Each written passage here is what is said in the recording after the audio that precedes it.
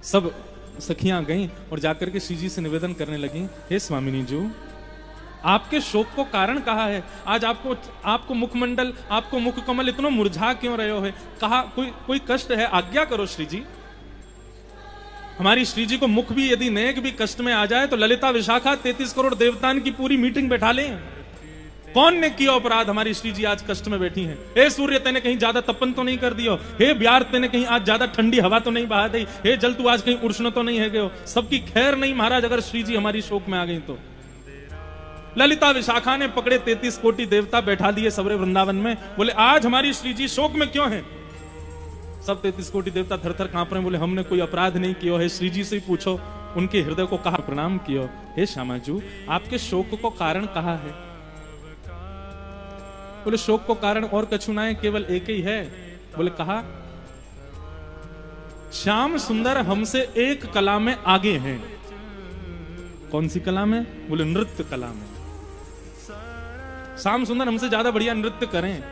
जब नृत्य होवे, रास बिहार होवे और जब सगन कुंज में हमारी लीला होवे तो उनको नृत्य इतना सुंदर होवे कि वाकू देखत देखत मैं मोकू कहा अंग की प्रदर्शन करने हैं, कैसी भाव धारण करने हैं, कैसा नृत्य कर, मैं भूल जाऊं। इतना सुंदर नृत्य करें। सब सखियां बोली तो ये आपके शोक को कारण? बोले शोक को कारण ये ना है, शोक को कारण ये है कि मैं श्याम सुंदर से नृत्य सीखना चाहूं और आज मैं जाऊंगी, श्याम सुंदर के पास जाऊंगी, उन्हीं से नृत्य सीख के आऊंगी। सब सखियां बोली तो यहां में शोक करने वाली कहा बात है? आप तो केवल आज्ञा कर दो, अभी सब व्यवस्था हम करें। हाँ भाई, रथ मगाओ, चवर डुराओ, इत्र की बौछार करो, गुलाब चल झड़कते भय चलो, जय जयकार करते भय चलो, पुष्प की वर्षा करो। आज श्री जी को लेकर के श्याम सुंदर के पास जाएंगी, नृत्य सीखवे के काजे। जैसे किशोरी जी बाहर आई, बाहर आकर के देखे रथ खड़े हैं, चवन डुराए जा रहे हैं, पुष्प बरसाए जा रहे हैं और इत्र के छिड़काव हो रहे हैं। श्री जी बोली ये सब क्या है? ललिता विशाखा बोली आप नृत्य सीखने जाओगी ना तो लेके चलेंगे आपको। बोले नृत्य सीख वे विद्यार्थी बन के जानो, राजा बन के नहीं जानो। ये सब वापस करो, ये रथवत में बैठ के नहीं जाएंगे, हम पैदल पैदल जाएंगे। ललिता विशाखा बोली जो आ गया, रथवत वापस कर दिया। सब सखियां तैयार हो गई, चलो श्री जी। बोले नृत्य सीखवे जा रहे हैं, वहां पे उनको परखवे नहीं जा रहे हैं कि वो कैसा नृत्य करें। तुम लोग नहीं जाओगी, तुम यहीं बैठो, हम अकेले ही जाएंगे। ललिता विशाखा बोली ये काम नहीं हो सकता, अकेले तो हम आपको कभी नहीं भेजे। श्री जी बोली जाएंगी तो हम अकेली जाएंगी, नहीं तो नहीं जाएंगी। और फिर पूरे दिन ऐसी मुरझाई हुई बैठी रहेंगी, ना भोजन पाएंगी ना जल पिएंगी, और तुमको ये स्वीकार है तो फिर चलो हमारे साथ। श्री जी को सुख देने के लिए तो सब सखियां सब ने कहा अच्छा जैसी आपकी इच्छा, आप अकेलो जानो चाहो आप अकेली जाओ, लेकिन हम अपना एक काम करेंगे। बोले कहा काम करेंगे? बोले आप बैठो। श्री जी बैठ गई और ललिता विशाखा दोनों सामने बैठ गई। अब श्री जी ने जितना श्रृंगार किया है सब श्रृंगार को लिखती जा रही है, काका पहन के जा रही है। माथे पे ऐसा सुंदर शीश फूल धारण किया है, कानन में ऐसे कुंडल पहने हैं, हाथन में ऐसे कड़ूला पहने हैं, उंगली में ऐसी अंगूठी मुंदरी पहनी है, पामन में पाजेब पहनी है, कमर में करधनी पहनी है, गले में इतनी माला, एक एक चीज लिखती जा रही है। श्री जी बोली ये सब कहा कर रही हो? बोली आपके गुरुजी चोर हैं, तो पहले ही पूरा लेखा जोखा कर लें, कहीं पता चली आप लौट के आई और कोई सामग्री नहीं मिली तो। श्री जी बोली तुम लोग नहीं सुधरोगे, तुम्हारी दृष्टि बड़ी बड़ी बेकार है, तुम हमारे श्याम सुंदर को समझ ही नहीं पाई हो। ललिता विशाखा बोली हम बहुत बड़ी भांति जाने हैं भाई, जन्म जन्म को चोर है। ने 152 बन के गयो बलि के यहाँ, और बोलो 3 पग जमीन चाहिए, और जैसे ही संकल्प भयो सोई विराट है गयो, 2 पग में तीनों लोग नाप लिए। या से तो सावधानी, आप तो श्री जी भोली हो बड़ी, ऐसी चली जाओगी, हमको पूरा काम करन दो। पूरा लिख लियो महाराज, माथे पे ये पहनो, कानन में ये पहने, गले में इतने हार पहने, हाथन में कड़ूला पहने, पैरन में पाछे पहनी, कोंदनी पहनी, मुंदरी पहनी है, और सब जब बिल्कुल लिख लियो, बोले अब आप जाओ। श्री जी निकल गए। श्याम सुंदर यहाँ वृंदावन के तट पर वंशी वट पर एक कदम्ब वृक्ष के नीचे पौड़े हुए हैं, गैया चरावे के काजे गए हैं। इतने में ही लेकिन जैसे ही श्री जी सन्मुख आई तो श्री जी के मुखमंडल पर सूर्य के प्रकाश के कारण श्री जी के मुख से एक तेज उत्पन्न होके वो श्याम सुंदर के ऊपर पड़ने लगा, और श्याम सुंदर को ऐसे ऐसे चौंधा जैसा आने लगा मुख पे। बोले अरे ये कहा है रो? जैसे थोड़ी सी अपने हाथ ऊपर करके देखे तो देखे साक्षात वृषभानु नंदिनी श्री किशोरी जी पधार रही हैं। अब तो महाराज जैसी देखे किशोरी जी आई हैं, लाला तो बड़े प्रसन्न है कि बोले जय हो, आज तो हमारे भाग्य उठ गए, साक्षात वृषभानु जी नंदिनी पधारी हैं, चरणन में प्रणाम कियो। बोले जय हो श्री जी पधारो। श्री राधा मुख चंद्र चको, जय जय देव हरे। ठाकुर जी बोले, श्री जी आप कैसे पधारी आज, मुंह पे कृपा कैसे भई? बोले हम आपसे नृत्य सीखने आई हैं। बोले अच्छा, हमसे नृत्य सीखने आई हो आज? बोले हाँ, आप हमको नृत्य करना सिखाओ। अरे श्यामा जी कोई कमी थोड़ी, आप तो इतना बढ़िया नृत्य करो, पर हमसे सीखने काहे को आई हो? बोले नहीं नहीं नहीं, आप जैसा नृत्य करना, ब्रजभाषा समझ आ रही है ना, मुझे आप जैसा नृत्य करना है। ठाकुर जी बोले 3 बातों को ध्यान रखियो। पहली बात, जैसो गुरु बतावे वैसो पालन करियो। दूसरी बात, भाव में बिल्कुल भी भंगिमा नहीं होनी चाहिए। यदि नृत्य करते करते आप श्रमित रह जाओ तो मुखमंडल पर दिखाई नहीं देना चाहिए। तीसरी बात, मैं जैसे जैसे कहूं यूं हाथ ऐसे हाथ, उनको विशेष ध्यान रखियो, ताल नहीं छूटनी चाहिए। श्री जी बोली जैसे बताओगे करेंगे, लेकिन आप हमको नृत्य सिखाओ। अब सामने ठाकुर जी खड़े हैं, वंशी आदि सब कदम के नीचे धर दई, और उनके सामने श्री जी खड़ी हैं। अब ठाकुर जी उनको नृत्य करना सिखा रहे हैं। हो बन नाचे नटनी को आली नंद को किशोर, बन नाचे नटनी को आली नंद को किशोर, बन नाचे नटनी को आली नंद को किशोर, बन नाचे नटनी को आली नंद को किशोर। ओ राधे जगत नचायो तेरी बोह की मरोड़, राधे जगत नचायो तेरी बोह की मरोड़। ओ राधे जगत नचायो तेरी बोह की मरोड़, राधे जगत नचायो तेरी भाव से मरोड़। ओ बन नाचे नटनी को वाली नंद को किशोर, बन नाचे नटनी को वाली नंद को किशोर। नंद नंदन नृत्य कर रहे हैं और सामने श्यामा जी नृत्य कर रही हैं। ठाकुर जी कह रहे हैं, श्री जी आपको नृत्य करने की कहाँ आवश्यकता है? श्री जी बोली क्यों? बोले आप तो केवल अपनी भ्रगुटी टेढ़ी कर ले, वही से ही सब नृत्य करने लग जाएं। ठाकुर जी जब नृत्य करें तब उनको देख करके सब नृत्य करें, लेकिन हमारी किशोरी जी तो ऐसे भ्रगुटी टेढ़ी कर लें तो वृक्ष पर बैठे हुए पशु पक्षी भी नृत्य करने लग जाएं। हे किशोरी जी, वास्तव में आपको नृत्य सीखने की जरूरत नहीं है। क्यों? मोए नृत्य करवे के काजे हाथन के अंग प्रत्यंग बनाने पड़े, पैरन के अंग प्रत्यंग, पैर आगे पीछे करने पड़े, लेकिन आपको नृत्य तो केवल भौं ऊपर नीचे है जाए, वैसे ही नृत्य है जाए। आपको नृत्य की कहा आवश्यकता? मुंह को आकर्षण करवे के काजे त्रिभंग लली बन के खड़े होना पड़े, लेकिन आप तो केवल अपनी तिरछे कटाक्ष से कोई को देख ले होगी, वही से मोहित है जाएगा। शाम को समय भयो, नृत्य करते करते दोनों विराज गए। अब श्यामा जी बोली, लाल जी अब साय है गई, अब मैं जाऊं? बाबा बाट निहार रहे होंगे, मैया बाट निहार रही होंगी, सब सखी बैठी होंगी चिंता में, तो अब मेरो जावे को समय आ गयो, अब मैं जाऊं? ठाकुर जी बोले हाँ ठीक है। फिर अब आपको आनंद आयो आज? बोले हाँ आयो। ठाकुर जी बोले हाँ ठीक है। फिर अब आपको आनंद आयो आज? बोले हाँ आयो। नृत्य समझ में आ गयो कैसो करना चाहिए? बोले हाँ आ गयो। तो ठीक है। फिर तो किशोर जी बोली ठीक है लाला, फिर मिलेंगे, अभी मैं चलूं। ठाकुर जी मनी मन सोचने लगे, ऐसे ही जा रही हैं, कछु दे के ना जा रहे हैं? एक तो ट्यूशन भी पढ़ लियो, ऊपर से कछु दियो भी नहीं है, पूरा नृत्य सीख लियो और कछु दे क्यों नहीं जा रहे? ठाकुर जी ने 1-2 बार संकेत किया, लेकिन किशोरी जी बोली अच्छा ठीक है लाला मैं चलूं। जैसे ही ठाकुर जी जान लगे, जैसे ही किशोरी जी जान लगे, तो ठाकुर जी बोले ऐसे काम नहीं चले, नंद नंदन है, हम यशोदा के लाला हैं, कोई को कछु दियो है, बिना लिए कछु देने को हमारा स्वभाव ना है। तो भैया ब्रज की रीति है, कोई प्रेम से दे दे, राजी राजी दे दे तो बहुत बढ़िया, नहीं तो गैर राजी लेनो भी आवे। जैसे ही श्यामा जी जान लगी, सोई ठाकुर जी गए, गले में गलवैया डाल ली, और गलवैया डाल करके बोली श्री जी देखो ना, आज वन कितना सुंदर लग रहे हो है, देखो वो पशु पक्षी कितने प्यारे लग रहे हैं, आपने तितली देखी, तितली कितनी मधुर लग रही है।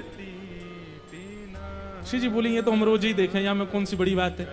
नहीं नहीं, आज कछु विशेष है, आज देखो आप, देखो वह वृक्ष के ऊपर एक नीलमणि जैसो एक तोता बैठो है, नीलमणि जैसो चमक रहो है। श्री जी बोली कहाँ है? बोले देखो वो सामने बैठो, मेरी उंगली की सोत में सीधे देखो। श्री जी बोली वहीं देख रही हूँ, मुंह को तो कोई दिखना ही रहो। बोले ऐसे ना देखो, अपनो हाथ दो। श्री जी को हाथ पकड़ के बोले देखो वो बैठो है। अब हाथ पकड़ के ठाकुर जी ने, हाथ में मुंदरी है थी, सो मुंदरी को न्यो निकाल करके और अपनी जिम्मे दे दो, वो बैठो। श्री जी बोली मुंह को तो कोई दिखना रहो। बोले अब तो उड़ गए हो, फुर रह गए हो। मुंदरी निकाल के धल ली जेब में, और इतने में ठाकुर जी ने गलवैया हटाई। ठीक है श्री जी, श्यामाजू फिर कृपा करियो, हम तो तैयार बैठे हैं सिखावे के काजे, जब आओगी तब सिखा देंगे। बोरी भारी हमारी श्यामाजू चली गई। जैसे ही पहुंची महाराज अपने कुंज में, ललिता विशाखा आदि सब सखियां वहीं खड़ी दूर से निहार रही हैं। गुलाब जल का पेय बना करके लाई है, तुरंत चरणों में डाला है, रज पहुंचने लगी। सुंदर सुंदर पेय पदार्थ ला करके, फल ला करके श्री जी को कोई श्रम। श्री जी बोली हाँ आज तो बड़ो आनंद आयो, बड़ो सुख मिलो। ललिता बोली विशाखा पत्र लेके आ, सवेरे जो लिखोगा वो सब गिनती करो। श्री जी बोली तुम बड़ी बड़ी बेकार हो, श्याम सुंदर पे बड़ो संदेह करो, हमारे श्याम सुंदर ऐसे ना है। बोले तुम्हारे काजे ना होंगे, हमारे काजे तो हैं। हम तो पहले पूरा लेखा जोखा देखें, जैसी सवेरे गई वैसी आई हो कि नहीं। माथे के श्रृंगार दिख रहे हैं, कानन के कुंडल हैं ही हैं, गले की माला भी है, करधनी भी है, पाजेब भी, कड़ूला भी है। हाथन की अंगूठी देखी तो इतने में एक हाथ में 3, एक में 2। किशोरी जी मुंदरी कहां गई आपकी? बोले पता ना, वो तो यही हती हाथ में। बोले हम आपसे पहले ही कह रहे हैं। बोले ये नंद को छोरा जो है का 1 नंबर को चोर है, और ये मुफ्त में कछु सिखा ही ना सके। आप नृत्य सीखवे गई ना, यही मारे माने धल रही है अपने पास। श्री जी बोले तुम लोगों को स्वभाव बड़ो बेकार है, ऐसे संशय ना करना चाहिए, हमारे श्याम सुंदर ऐसे नहीं। बोले वो ऐसे ही है। और सुनो अब आप जाके पहुंच जाओ, आराम करो, कल हम जाएंगी नृत्य सीखवे, हम भी तो देखें कैसे नृत्य सिखावे। दूसरे दिन ललिता विशाखा आदि सब सखियां पहुंच गई। नंदनंदन अपनी गैया चरा रहे। दूर से ठाकुर जी ने देख ली कि श्री जी की सखियां आई हैं। ठाकुर जी समझ गए, बोले जरूर इन लोगों ने पता चल गई। सब सखियां आकर के खड़ी हो गई और ऐसे देखने लगी ठाकुर जी को। ठाकुर जी बोले कहा है? बोले दे दो। ठाकुर जी बोले मुंह पे ना है। पकड़ी गई चोरी। कहा ना है तुम्हारे पास? बोले जो तुम मांग रही हो वो मुंह पे ना है। कहां मांग रही हो? बोले मुंह का पता, कहां मांग रही हो? तो तुमने यूं कैसे कही कि मुंह पहना है? बोले तुमने भी तो कही दे दो। विशाखा बोली ऐसे काम नहीं चलेगा, हमारी श्री जी की मुंदरी चोरी है गई है, आपने धरी है अपने पास। बोले मुंदरी ना चुरा में, हम तो तुम्हारी श्री जी चुरा लेंगे काउ दिना। और हमारे अष्ट सखा तो गाते भी हैं, हरिलीनी वृषभानु भवन ते। ठाकुर जी ने मुंदरी थोड़ी चुराई है, तो कहा चुरायो? हरिलीनी वृषभानु भवन ते नंद सुवन की जोड़ी। अरे मुंदरी बुरी तक काम ना चले, हम तो ब्रज के सबसे बड़े रत्न को चुरा चुके हैं। वो ब्रज को रत्न को रखी, बोली दे दो। बोले मुंह पे ना है। बोले लाला हमें सब पता तुमने चुराई है मुंदरी। ठाकुर जी बोले मुंह पे है ही ना है, फिर क्यों पीछे पड़ रही हो? ये इल्जाम मुंह पे मत लगाया करो, हम अच्छे घर से आमे, नंद बाबा यशोदा मैया के लाला हैं, चोर चोर कहकर के तुमने बदनाम कर दियो है। वास्तव में तो हमारा चित्त चुरायो तुम्हारी श्री जी ने, हम उन्हें चोर नहीं कह दें तो। ललिता विशाखा बोली बातन ने मत घुमाओ, सीधे सीधे बताओ कहां है मुंदरी हमारी श्री जी की? बोले मुंह पे है ही ना है। बोले अच्छा लाला तू हमारी कहीं एक काम कर दे। ठाकुर जी बोले कहा? ये जो तुमने फेंटा बांध रखो है ना अपनी कमर में, या उतार के दिखाओ। ठाकुर जी बोले ये ना उतरेगो। बोले क्यों? बोले पूरा ब्रह्मांड बंद हो गया या में, अगर ये मैंने उतार दिया तो प्रलय आ जाएगा। पूरा ब्रह्मांड बांध रखो या फेंटा में, ऐसे कैसे उतार दूंगा फेंटा? तेरे काजे फेंटा है, लेकिन ब्रह्मा आदि इंद्र आदि देवतंत पूछ, तीनों लोग बैठो या के फेंटा के भीतर, या उतार दूंगा मैं? और चल बातन ने मत बनावे, और मैं अपनी पे आ गया हूं ना, बुला लाऊंगा वृंदावन ते सवन ने, और चली जाए यहां ते उल्टे पाम। सब लौट करके चली गई।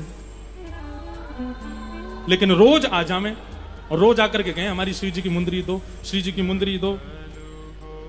ठाकुर जी एक दिन गुस्सा आ गया, बोले कि ऐसे काम नहीं चलेगा, आज एक काम करो, आज हम भी चल रहे हैं श्री जी के पास ही जाकर के पूरा निर्णय होगा, कौन पे मुंदरी धरी है, कौन ने चुराई है, सब वहीं चर्चा होगी। बोले चलो।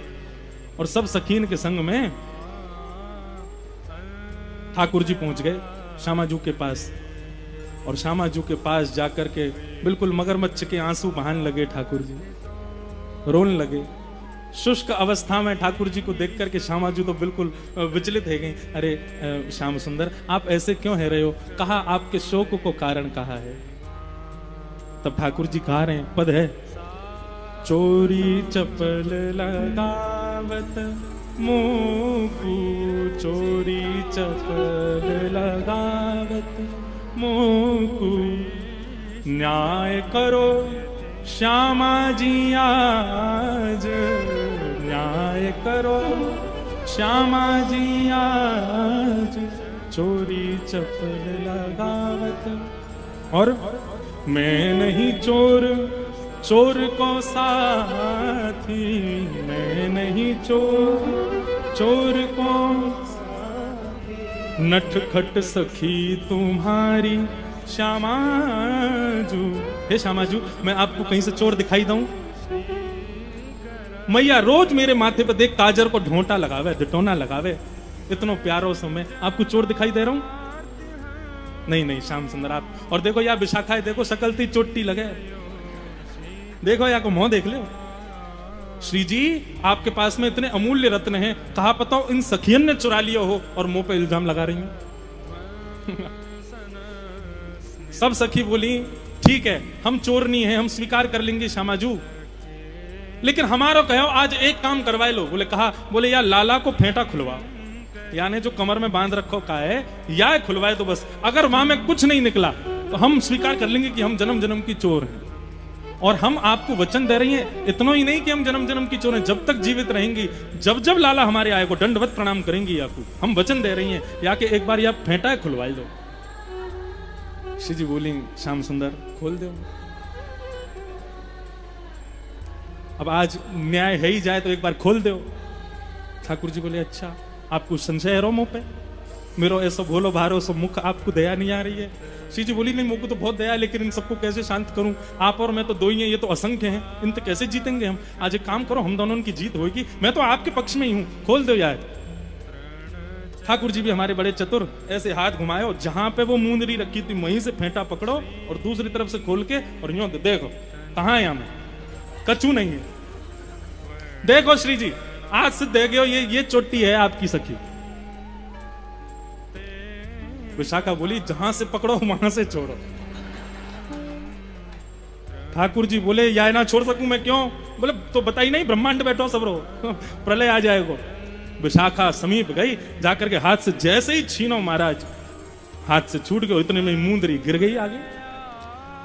अब तो महाराज सब सखियन ने घेर लिए, चोर चोर चोर चोर चोर चोर चोर कह करके ठाकुर जी घेर लिए।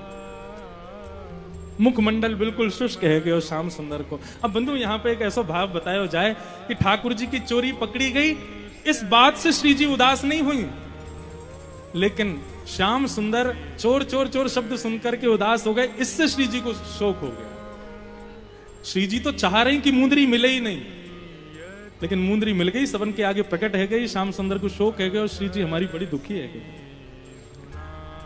अब तो इतने में ही महाराज ललता विशाखा लगी सुनाने, और ये चोर या के पिताजी चोर, या के दादा चोर, या को कुनवा चोर, सबरे चोर, और ये तो ऐसो ये तो वैसो। ठाकुर जी चुपचाप खड़े हैं, श्री जी इशारों कर रही हैं इतना मत बोलो, ठीक है कोई बात ना, मिल गई। मुझको तो या बात को सुख है कि मेरी कोई वस्तु श्याम सुंदर ने अपने पास रखी, वापस कर दो इन्हीं को, ये इन्हीं की है। और श्री जी तो यहां तक कहने लगी अब तो कि मैंने ही दई, इनने नहीं चुराई। विशाखा बोली मैं सब जान रही हूं आप ये सब बचावे के काजे कर रही हो, लेकिन आज तो ये सिद्ध है गए हो। और अब यही नहीं, हम तो बरसाने में जाके, नंदगांव में जाके, गोकुल में जाके, पूरे ब्रजमंडल में ढोल नगाड़े पिटवा करके बताएंगे कि लाला ने हमारे किशोरी जी के मुंदरी चुराई।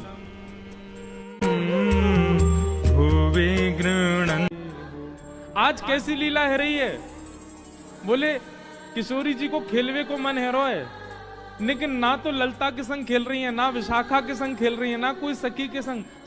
सबन ने यमुना के तट अकेली खेल तो छोड़ स्वयं नंद भवन में आ गई हैं लाल जी सो खेलवे के काजे। छोटी सी श्यामाजू नंद भवन पे आ गई हैं, और नंद भवन के द्वार पे आए करके, और द्वार के भीतर अभी प्रवेश नहीं किया है, केवल मुख अंदर डाल के और चारों ओर घुमा करके किशोरी जी अपने मधुर स्वर से पूछ रही हैं, अरे घर में कुंवर कन्हैया है का? ये कुंवर कन्हैया कोई घर है का? भीतर खड़े खड़े लड़ रहे हैं, अभी भीतर खड़े खड़े लड़ रहे हैं यशोदा मैया तो कोई बात पे। काय बात पे लड़ रहे? एक ही बात पे लड़ाई होवे यशोदा मैया और ठाकुर जी में। मैया मेरो ब्याह करा दे बस,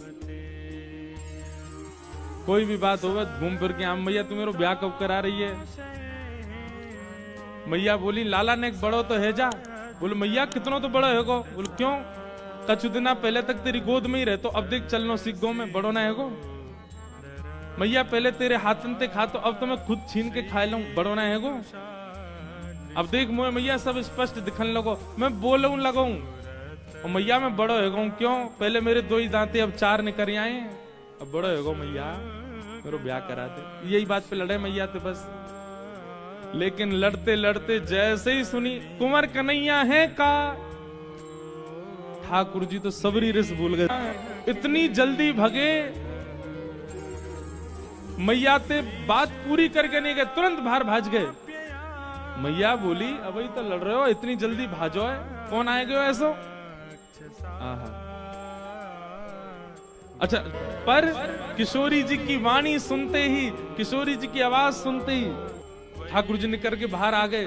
सुन रहे हैं ठाकुर जी कोई बात पे लड़ रहे यशोदा मैया थे, लेकिन किशोरी जी की आवाज सुनते ही तुरंत बाहर आ गए, दौड़ के भूल गए कहा बात चल रही। मैया यशोदा आई, ठाकुर जी किशोरी जी को देख के स्तब्ध रह गए। यहाँ किशोरी जी ठाकुर जी, ठाकुर जी किशोरी जी बस देख रहे हैं, कोई बात ना कर रहे आपस में। यशोदा मैया आई, ए लाला ये कौन की लाली है, कौन की छोरी आई है? आहा मैया यशोदा मैया कह रहे हैं एरी लाली तू कौन की लाली है? किशोरी जी बोले वहां से पहले ठाकुर जी कह रहे मैया जी ब्रजभानु जी की लाली है। लाली तेरो गाम कौन सा है? मैया इनको गाम बरसानो है। लाली तेरी मैया कौन सी है? मैया इनकी मैया कीर्ति मैया है। मैया बोली तू शांत है जा, बात पूछ रही हूं मैं, तू क्या बोल रहा है? ना मैया मुझे सब पता ही हमारे बता रहा हूं मैं। तो कहां मिल गई जी, कहां से ढूंढ के लाए हो ये? जी कह रहे हैं, बोले किशोरी जी कहां मिली ठाकुर जी को? यशोदा जी को बता रहे हैं ठाकुर जी कल मैं जमुना जी खेलवे गए हो। बोले अच्छा, और मां खेलते खेलते खेलते मैया मैं नंद भवन को रास्ता भूल गो। मैया बोली तू नंद भवन को रास्ता भूल गो? तू तो रोज जाए खेलवे, फिर कैसे भूल गो? मैया मैं तेरा छोटो सा लाला ना हूं, मैं छोटो सा ही तुम भूल गो ऐसे ही। और बोले भूल गए हो तो फिर का भयो? बोले जब मैं रास्ता भूल गयो तो मैं गली गली डोल तो रो रो, अरे मेरी यशोदा मैया कहाँ गई, मेरो नंद भवन कहाँ गयो, मेरे नंद बाबा कहाँ गए? तभी मैया जी आई सामने थे, या मैंने बताई कि मेरो घर खोए गयो है। तो बेचारे अनाथ को बातें माता पिता ते मिलावे वारे को सम्मान करना चाहिए कि नहीं करना चाहिए? कल मैं अनाथ है क्यों? तो कल कोई जोगी बाबा आके मुंह थैला में धर के ले जा तो मैया तू रोती ना? काय दे तो मैया तो को प्रणाम करनी चाहिए इनको कि इनने तेरो लाला तो लाके दे दियो। और मैया ऐसी दान दाता जी जाने तेरो लाला तू को दान कर दियो कल जो खो गए हो। तो और वाकु तू इतनी घूर घूर के देख रही है मैया, ऐसे तू चीन कर रही है, चीनहत ऐसे वाकु पूछ रही है तू कौन है, कौन की लाली है? या हमारे मैया मैं उनको बीच बचाव करके बता रहा हूं। ऐसी बात बना रहे हैं ठाकुर जी, झटपट बात बना करके यशोदा मैया को सबरी बता दी, मैया मैं तो खो गया जो मेरे हाथ पकड़ के ले आई और तू ऐसे घूर रही है हमारे, मैं इनको परिचय बता रहा हूं। और मैया जी तो उनकी लाली है, ऐसी है, आदि आदि सब भाव कह करके यशोदा मैया शांत कर दें। पर यहाँ किशोरी जी के चित्त में ठाकुर जी विराज गए। आप किशोरी जी के ऐसे सुनहरे सुंदर से बार हैं। अच्छा, ठाकुर जी कोने में खड़े खड़े देख रहे हैं। एक होता है कि छोटे बालक के सामने उसकी मैया कोई और के बालक को सजावे सवारे, बालक से देखा नहीं जाता। पर ठाकुर जी दूर खड़े हैं और खम्भ से टेक लगा करके एक एक चीज देख रहे हैं। अब मैया किशोरी जी के केश संवार रही है। ठाकुर जी कह रहे मैया कानन के पास रह गए ले ले, यहाँ तो छूट रहे हैं। मैया बोली भाज रहोगी ना भाज रहो। सुंदर प्रकार से किशोरी जी के घने केशों को यशोदा मैया अपने हाथ से संवार रही हैं और गूंथ करके सुंदर किशोरी जी की बैणी गूंथ रही हैं। केश बढ़िया मांग निकाल करके केशन के बढ़िया गूंथ करके सुंदर बैणी गूंथ दई यशोदा मैया ने। अंदर बेणी कूद करके यशोदा मैया ने तैयार कियो। किशोरी जी के गोरे भाल पर एक बिंदी धारण करी है, ऐसी लग रही हैं मानो जैसे प्रातः काल को सूर्य। मध्याह्न सूर्य तो उग्र होते हैं, पर प्रातः काल सुबह उगने वाले सूर्य बड़े ऐसे, उनको देख सकता है हर कोई, उनका तेज अत्यंत आकर्षक होता है। ऐसी किशोरी जी का रूप लग रहा है, इतनी सी किशोरी जी है। ठाकुर जी गए और ठाकुर जी जाकर के किशोरी जी के द्वार को खटखटा रहे हैं। तो अंदर से किशोरी जी कह रही हैं, कोयम द्वारी, द्वार पर कौन है? तो ठाकुर जी बाहर से कह रहे हैं, हरि है। अपनो परिचय दे रहे हैं, कहा हरि है। हरि आयो द्वार पर। किशोरी जी बोली, हरि?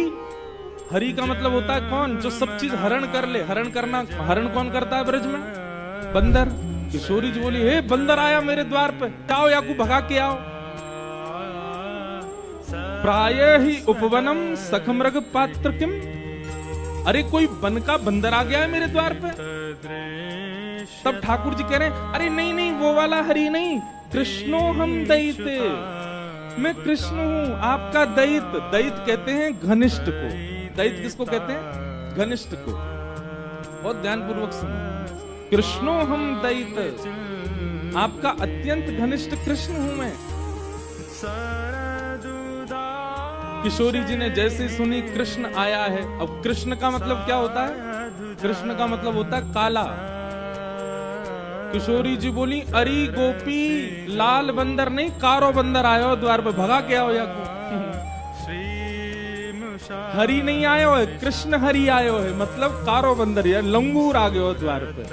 श्री जी बोली, विभेमी नितराम कृष्णात अहम बानरात, अरे काला बंदर आया गोपी, भगा के आओ। लंगूर बंदर तो गोरे बंदर थे, ज्यादा खतरनाक रहे, या को भगा के आओ।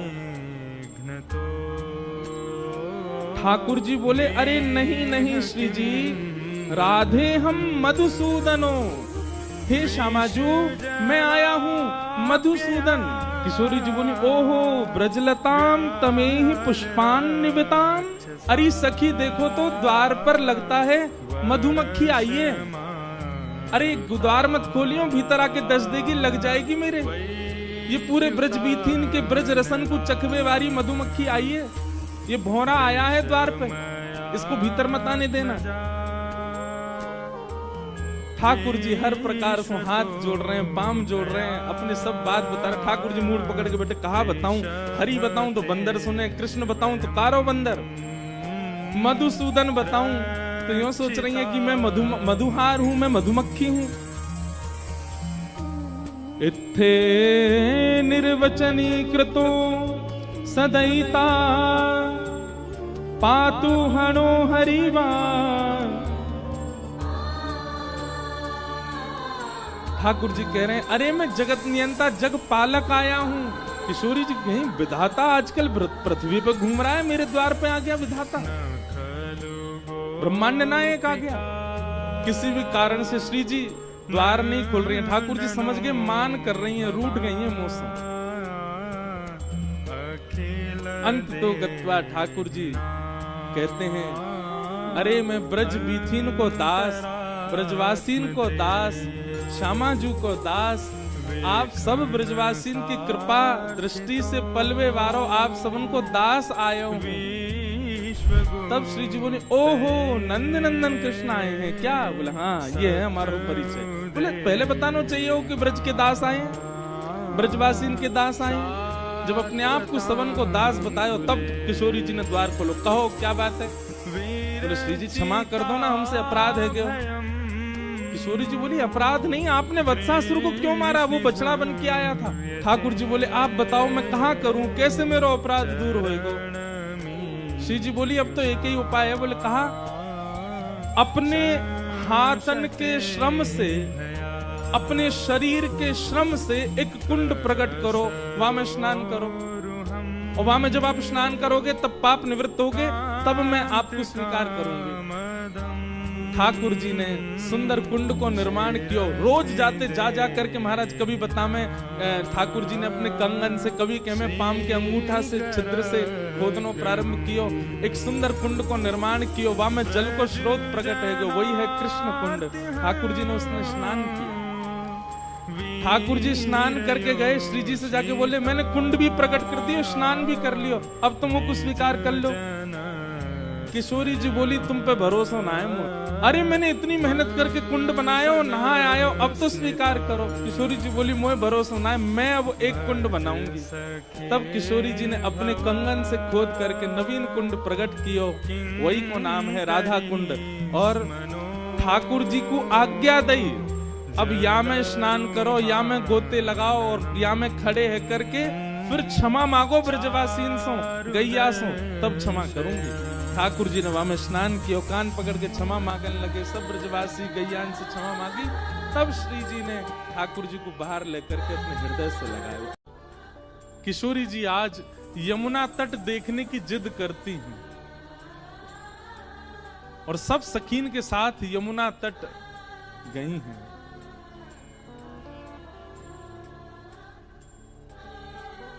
यमुना जी की अविरल धारा देख करके किशोरी जी तो वहीं बैठ गई और सब सखीन से बोली आज यहीं कछु पामेंगी, यहीं कछु भोजन करेंगी, जाओ वन में से कछु फल ले आओ, वन में से कछु पुष्प ले आओ, एक दूसरे को श्रृंगार करेंगी और यहीं फल को सेवन करेंगी।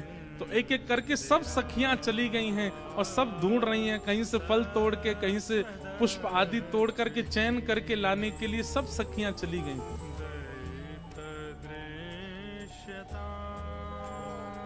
इतने में ही यमुना जी के उस पार नंद भवन है और नंद भवन से श्री ठाकुर जी खेलने के लिए आ रहे हैं यमुना तट पर।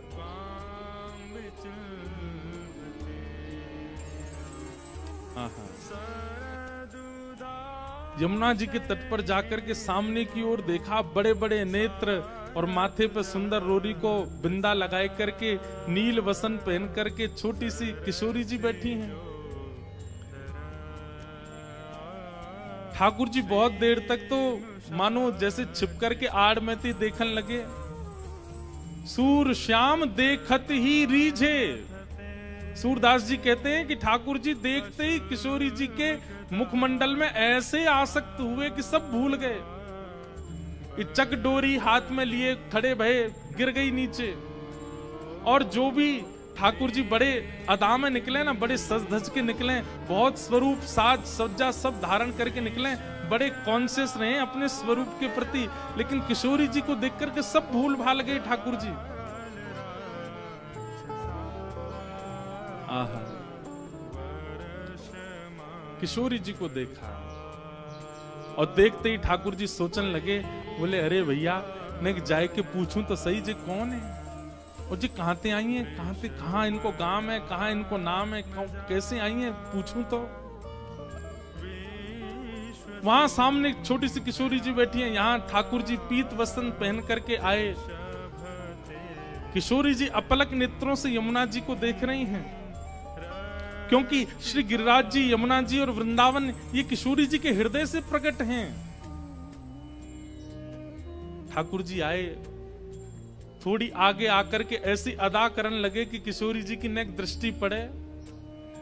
कछु गान लगे, कछु करन लगे, कछु ऐसे इशारे करने लगे कि किशोरी जी की नेक दृष्टि पड़े लाला पे।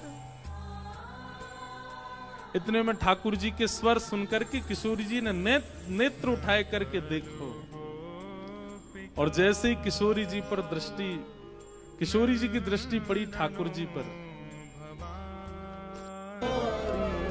आप कहां रहती हो, आपके पिताजी कौन है, और मैंने पहले तो आपको कभी देखो नहीं यहाँ पे, इतने बरस मोह यहाँ रहते भये गए। तो किशोरी जी बोली हाँ देखवे में लग रहे हो कि 50 साल के तो होंगे तुम। नेक्स्ट से हैं, और नेक्स्ट सी किशोरी जी तो पूछ रहे हैं कि मैं इतने सालन से आ रहा हूं, मैंने तो आपको देखो नहीं, कहां रहत, आपको घर कहां है, और आपके पिताजी कौन है।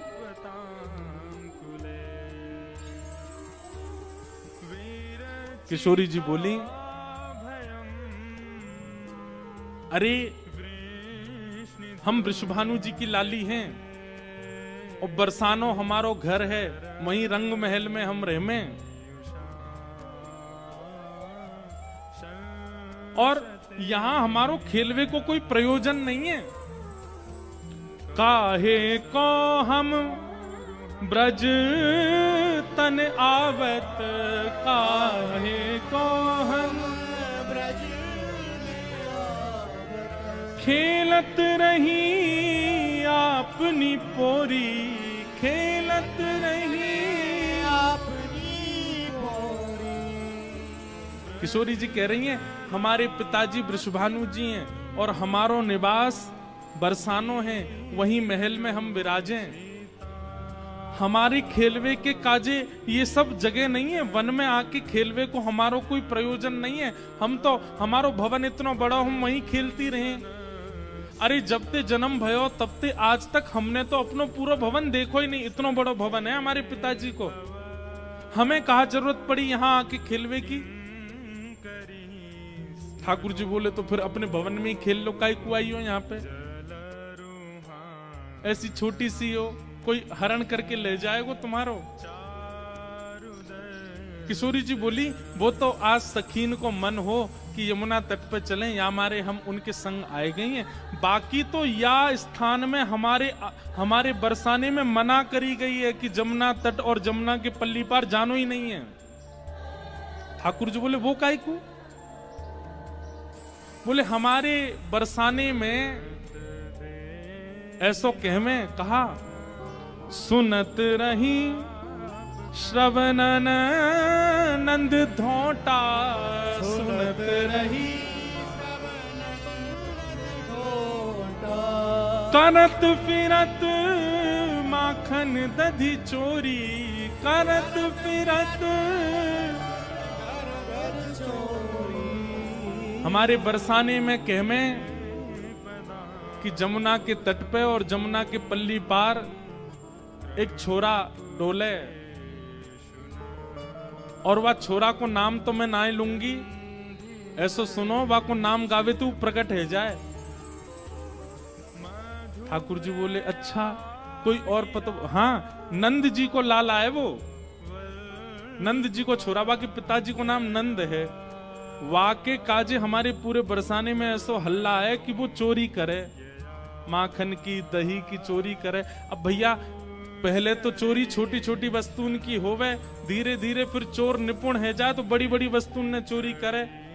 अब हमें तो ऐसा लगे वो नंद जी को छोरा दही और माखन की चोरी करे, कहीं हम यहाँ आ गए। हम तो बड़े घर की बेटी हैं, हमारे गले में ऐसे सुंदर सुंदर नवलखा के हार हैं, हमारे कानन में ऐसे महंगे महंगे कुंडल हैं, हमारे ऐसे ऐसे कड़ूला हैं, कहीं वा को मन आ गया और सब हरण करके ले गए तो या हमारे हम तो यहाँ आमे ही ना है वा के डर के मारे।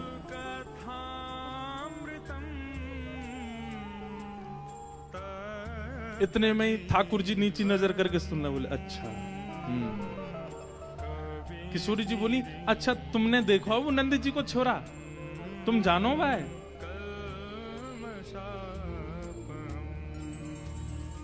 ठाकुर जी बोले वैसे बहुत बदनाम है बेचारो, ऐसो है ना है वो। मैं तो भाई बहुत अच्छे से जानू वो ऐसो है ना है, बहुत सीध हो भोर हो बेचारो।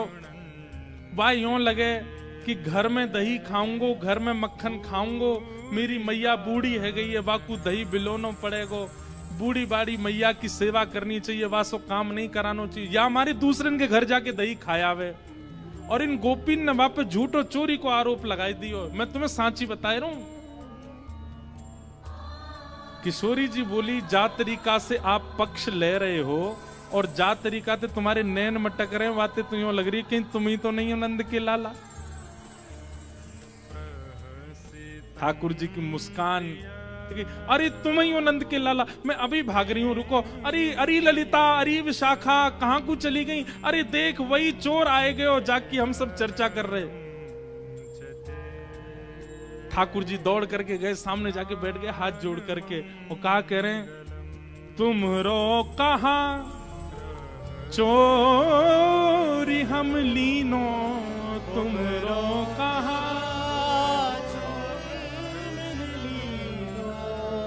खेलन चलो संग मिल जोरी, खेलन चलो संग मिल जोरी।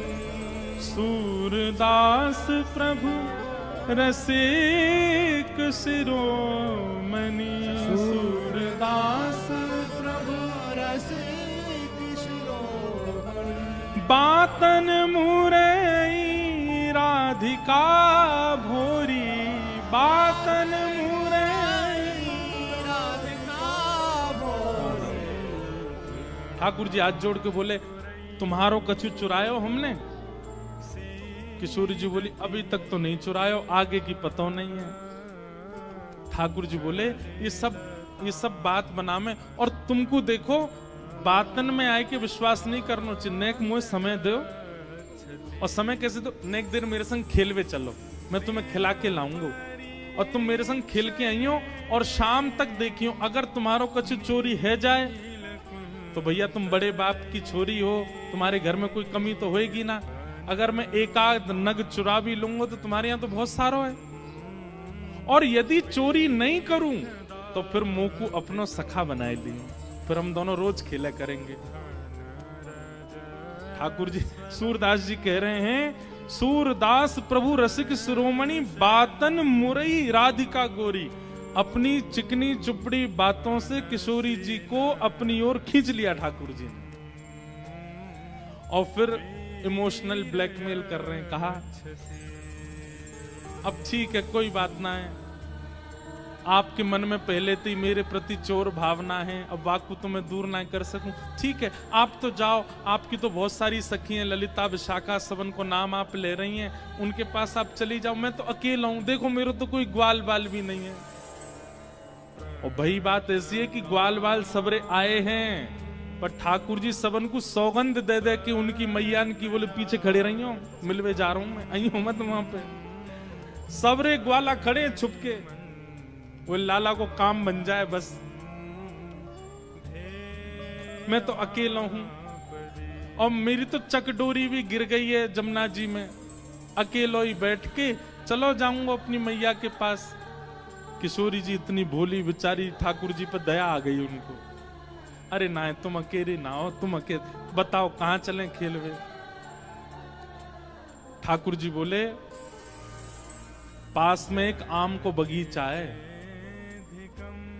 और वह बगीचा में बड़े सुंदर सुंदर आम लगे।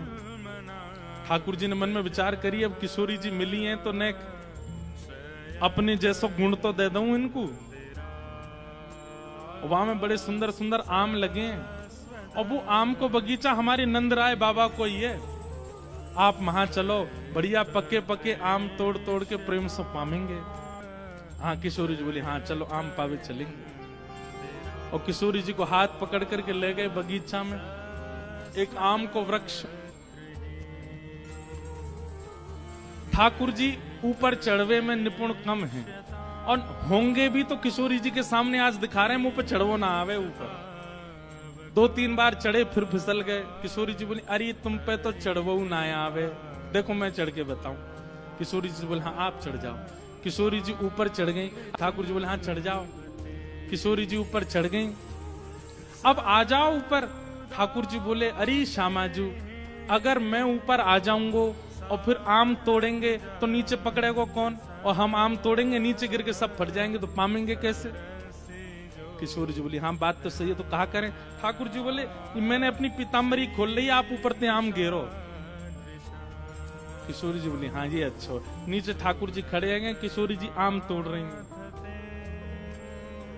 खूब सारे आम तोड़ लिए, ये बारो निकारो वो बारो निकारो। ठाकुर जी नीचे तो ही बता रहे हैं, किशोरी जी ढूंढ ढूंढ के आम दे रही हैं नीचे। इतने में ललिता विशाखा ढूंढ रही हैं, हमारी किशोरी जी कहां चली गई। और ढूंढते ढूंढते ढूंढते उनको दूर वृक्ष पर नील पोशाक धारण करी भाई किशोरी जी दिख गई कि ऊपर चढ़ी गई है वहां पे। यहां ते ललिता विशाखा दौड़ी, ठाकुर जी को पता चल गई कि ललिता विशाखा आ रही ऊपर ते। किशोरी जी बोली, ये सब मेरी सखियां सबरी आ रही हैं, अभी इनको भी आम खमाएंगे। ठाकुर जी बोले, ये 8 और ये 9 और मैं 10वो। और आम उतर के आए 5। या को मतलब पहले तो यही पामेंगी और बाकी इनकी सबरी चतुर सखी ये सबरी पा जाएंगी, मुंह को कहां में लगो। सो ठाकुर जी ने कहा कियो, हे श्यामाजू जे आम ने गंदे से है गए, मैं इनको जमुना जी में धोके ला रहा हूं। भाई किशोरी जी बोली हाँ हाँ चले जाओ। ठाकुर जी आम लेके गए और बगीचा संभालवे वालो जो माली हतो का हो, वहां से जाके बोले अरे तू पूरे दिन सोतो रे, बाबा ने यहाँ बगीचा में तो को रखवाली करवे को रखो है। अरे नाय लाला ऐसी बात ना, तेरी बाबा ते जाके शिकायत करूंगा। नाय कछु मत कहियो, देख 9 चोरनी आई है हमारे बगीचा में और सबरी आम चुरा चुरा के ले जा रही, मैं छीन के लाया हूं उनते। 8 तो नीचे उतरी आई, एक अबे ऊपर चढ़ी हुई है, जा देख ले उन्हें।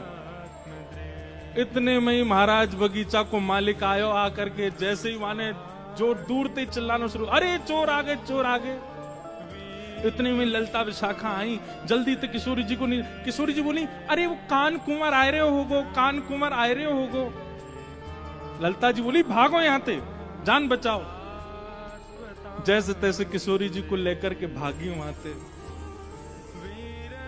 ठाकुर जी प्रेम से अब आनंद में आगे बोले हाँ अब ने बढ़िया हुआ ना, छाप छूट गई ने। कोई आवे अपने घर तो बाकू पतो चलना चाहिए कि मेहमान नवाजी कैसी हो गए।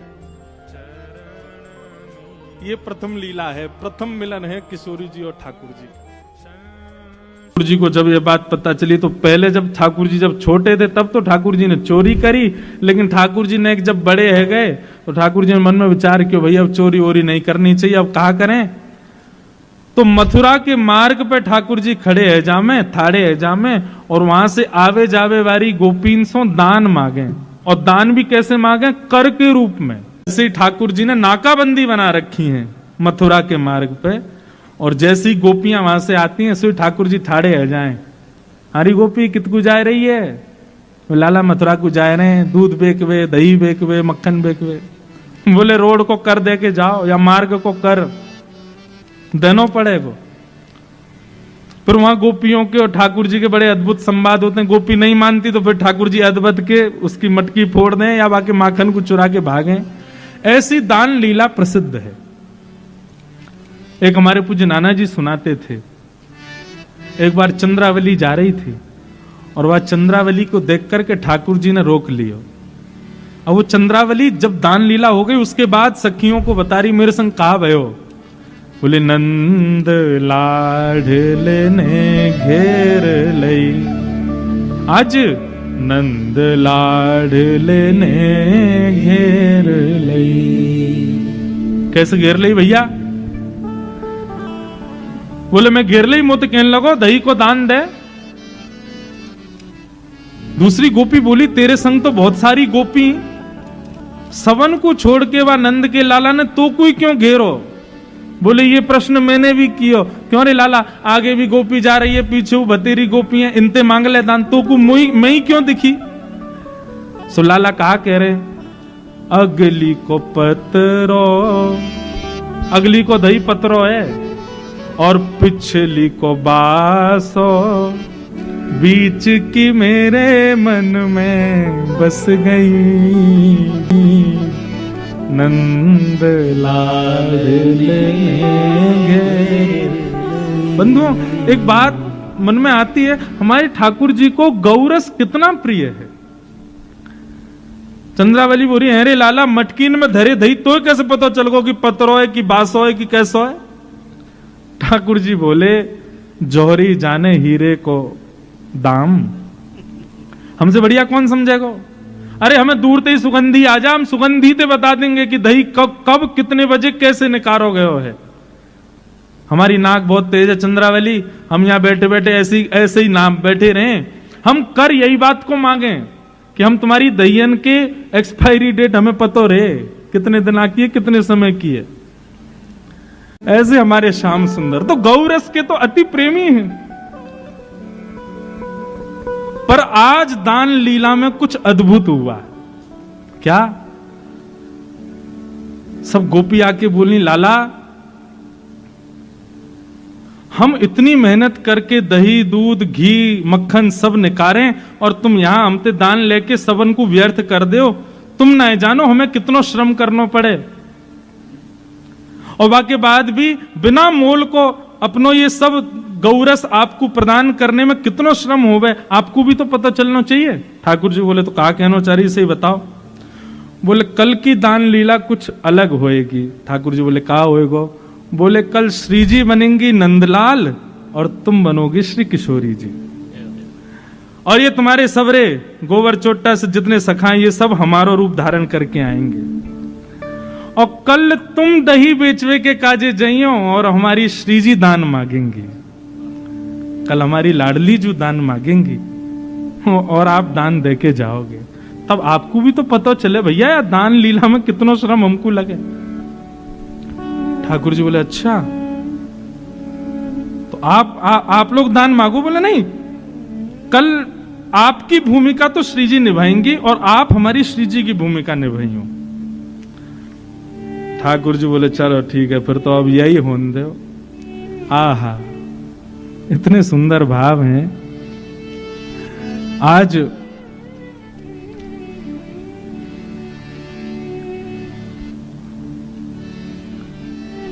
ठाकुर जी किशोरी जी का रूप धारण करके और सिर पर मटकुया रख करके, गजगामिनी चाल चल करके, नाक में बेसर पहन करके, चुनरी ओढ़ करके, हाथन में कड़ूला धारण करके छम छम छम ध्वनि प्रकट करते हुए, ऐसी गजगामिनी चाल चलते हुए हमारे ठाकुर जी आ रहे हैं, और संग में मर्दानी चाल चलते हुए मधुमंगल सुमंगल ये सब आ रहे हैं पीछे पीछे। ये वो गोपी बने आज, कभी मधुमंगल की चुनरी उतर जाए, कभी कछु आ जाए। ठाकुर जी हमारे बिल्कुल बढ़िया हैं, उनको कोई श्रम नहीं हुआ। वो तो जाने श्री जी कैसे बननो, क्यों श्री जी के दर्शन के काजे खूब नारी बन बन के जामे।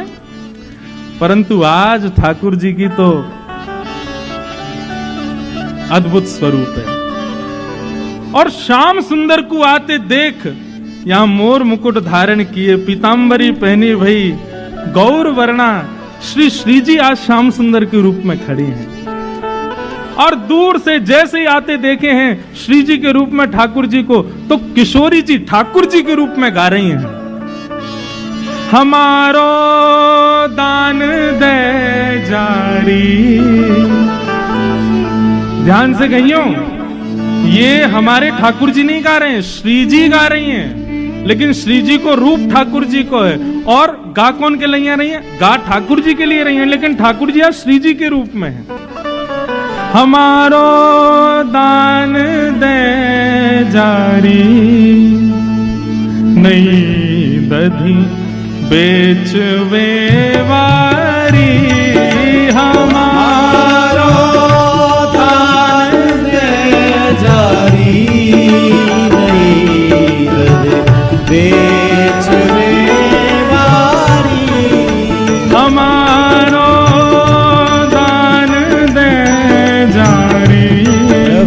नहीं धनी बेचवे वारी। हमारो दान दे जारी, नहीं धनी बेचवे वारी।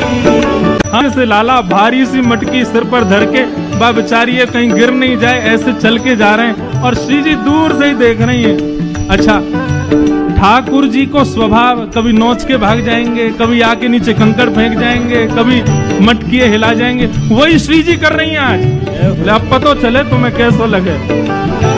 कभी ठाकुर जी की साड़ी खींच जाएं, कभी यहाँ पे नोच के भाग जाएं, कभी मटकी हिला जाए, और ठाकुर जी वाकू संभाल रहे हैं। नई अंगिया नई साड़ी, मटुकिया शीश पे भारी। नई अंगिया नई साड़ी, मटुकिया शीश पे भारी। चले तू चाल मत वारी, चले तू चाल मत वारी। चले तू चाल मत वारी।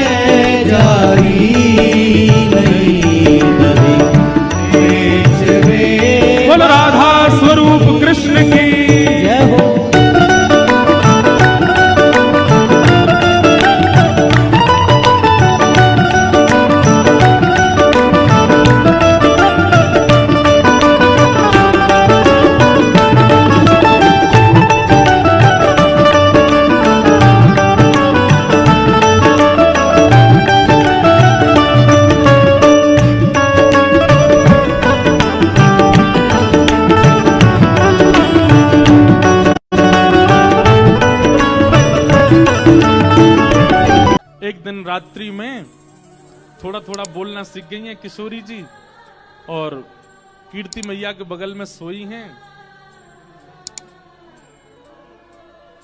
अर्धरात्रि में उठ गई और उठ करके मैया के बगल में बैठी बैठी किशोरी जी रोने लगी। इतना प्रेम करते हैं सब किशोरी जी से कि उनके मुख से रुदन का स्वर निकलते ही पूरा महल इकट्ठा हो जाता है कि किशोरी जी रोने ना पाए, इतना प्रेम करते हैं। अब किशोरी जी जैसे उठ के रोने लगी, कीर्ति मैया उठ के बैठ गई, वृषभानु जी उठ करके बैठ गए। सब बोले लाली कहाँ भयो, तू काईकू रो रही है? अरे या लाली को कोई पीड़ा तो ना आएगी? अरे कहीं भूखी तो ना रहेगी? कहाँ है गो लाली, कहाँ है गो, तू काईकू रो रही है? तो छोटी सी किशोरी जी अपनी तोतली वाणी में कह रही हैं, गाड़ो दही दे मैया मोए, गाड़ो दही दे मैया मोए। किशोरी जी क्या कह रही हैं? गाड़ो दही दे मैया मोए, गाड़ो दही दे मैया मोए।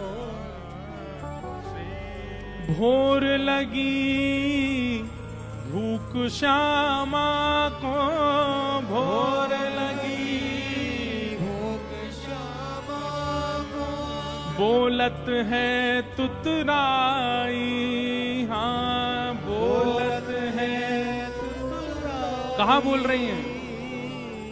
गाड़ो दही दे मैया मोए, गाड़ो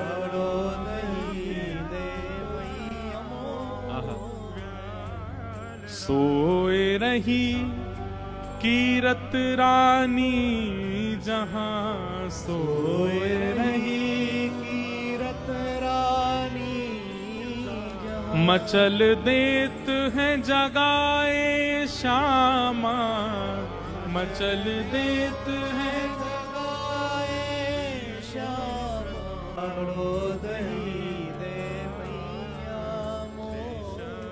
कीर्ति मैया उठ करके बोली लाली अभी तो भोर भी ना भाई, अभी तो रात है रही है, और नेक देर पहले ही तो तू खा पी के इतनी जल्दी उठ करके और इतनी रात में दही खावे ते घरों बैठ जाएगो, शरीर की प्रकृति बिगड़ जाएगी।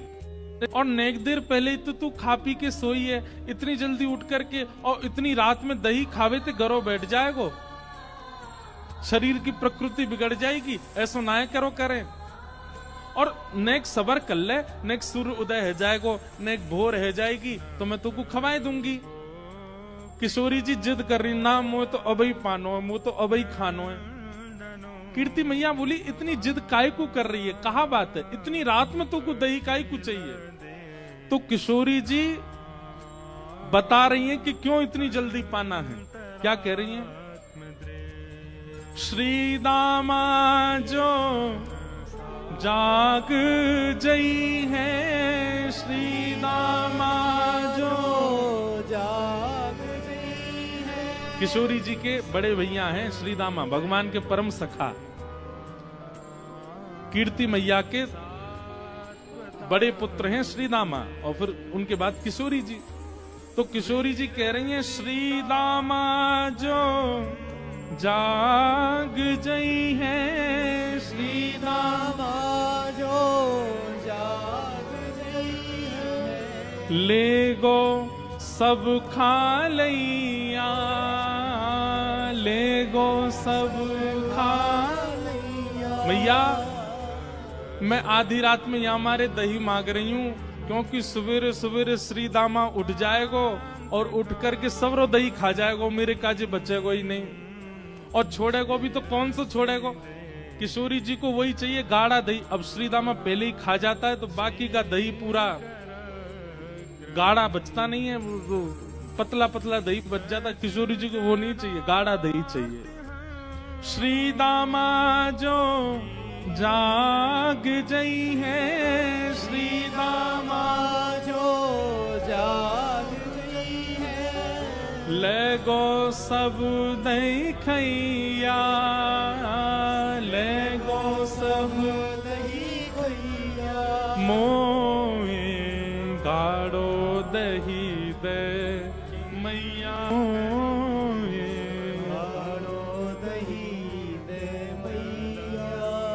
और किशोरी जी केवल बोल नहीं रही हैं, केवल दही नहीं मांग रही हैं, वर्णन करते हैं हमारे ब्रज के रसिक जन। अश्रुपूरत नैन चूमती, अश्रुपूरत नैन चूमती, ललिकी लेत बलैया, ललिकी लेत बलैया। किशोरी जी के नेत्रों से अश्रु गिर रहे हैं और कह रही है मुंह को गाढ़ो दही चाहिए। ऐसी कौतुक देख करके कीर्ति मैया उनकी बलैया ले रही हैं, बार बार हृदय से लगा रही हैं। आहा, गाढ़ो दही दे मैया मोए, गाढ़ो दही दे मैया मोए। कीर्ति मैया के अच्छा लाली तू बैठ, तू डट जाने, मैं अभी लेकर के आऊं। जैसी कीर्ति मैया गई हैं, किशोरी जी से नेको सबर नहीं भयो। इतने में किशोरी जी भी अपने पलंग से उतर गईं और छम छम छम छम खेलती श्यामा, छम छम छम छम खेलत श्यामा, धरत चरण उठैया, धरत चरण उठैया। छोटे छोटे नूपुर पहने किशोरी जी के चरणन में और छम छम करती वही किशोरी जी पीछे पीछे भाग रही है। आहा, जाकर के रसोई घर में ही बैठ गई। बोले यहीं दे दे। बोले क्यों?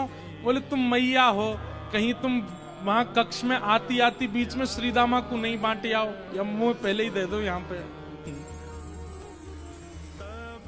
रस पगी मठरी दही हाथ में, रस पगी मठरी दही हाथ में, दही से भरी हुई सुंदर मटकी किशोरी जी के आगे धर दी है और दही जो पान करैया, दही जो पान करैया, बड़ भागी वृष भानु कीर्ति, बड़ भागी वृष भानु कीर्ति, निरख निरख पैया, निरख निरख सुख पैया, मोहे गाढ़ो दही दे मैया, मोहे गाढ़ो दही दे मैया। ऐसी किशोरी जी की बाल लीलाएं। ठाकुर जी किशोरी जी से पूछ रहे हैं, हे लाडली जी मैं आपको कैसा लगता हूं?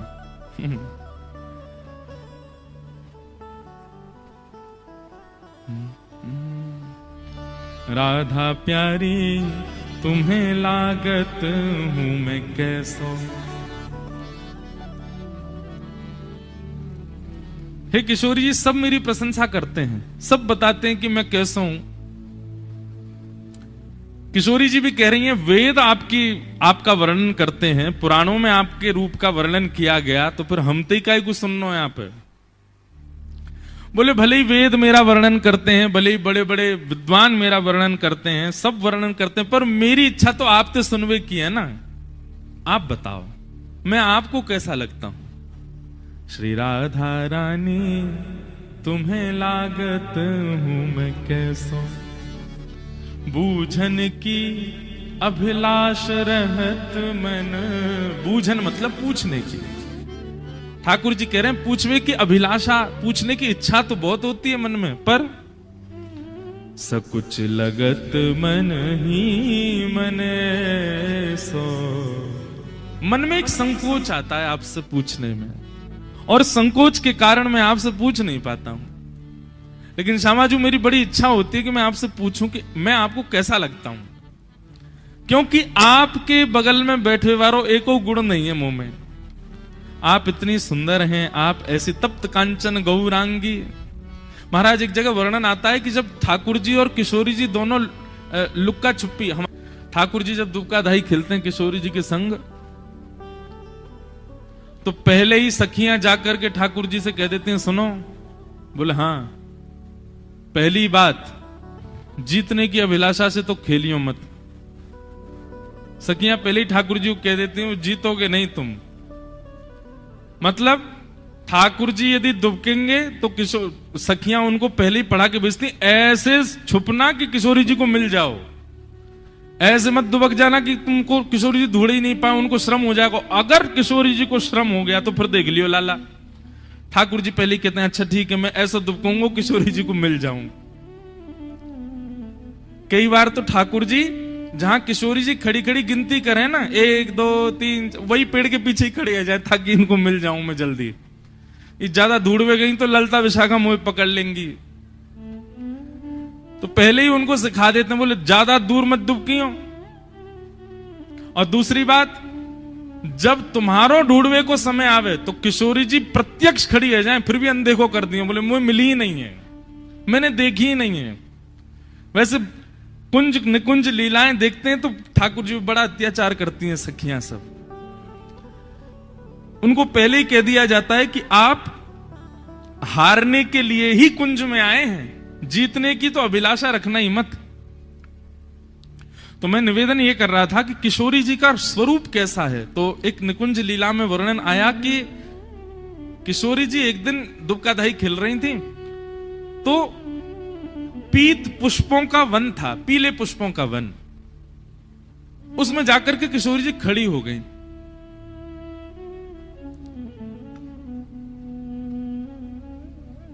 संभवतः उस दिन ठाकुर जी नील वर्ण की पोशाक पहन के आए थे और किशोरी जी पीत वर्ण की पोशाक।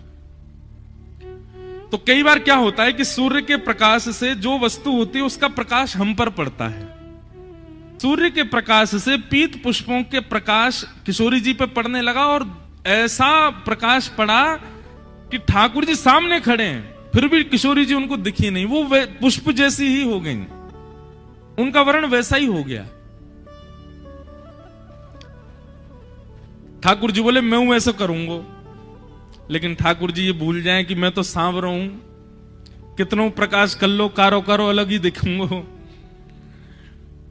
किशोरी जी का स्वरूप ऐसा है, गौर वर्णा है, तप्त कांचन गौरांगी हैं। वो जिस स्थान पर जाती है वहां का रंग उनके ऊपर आ जाता है। पर ठाकुर जी तो गहरे रंग के, सावरे रंग के, बेचारे जहां जहां वहीं पकड़ लिए जाएं। बस एक ही जगह है जहां ठाकुर जी पकड़े नहीं जा सकते, अमावस्या की रात्रि। वहां में तो ठाकुर जी तभी मिलेंगे जब हंसेंगे, जब दांत दिखें तब पता चलो ओ ये खड़ो कन्हैया। नहीं तो ठाकुर जी तो अंधियारी रात में खो जाएं, मिले ही ना।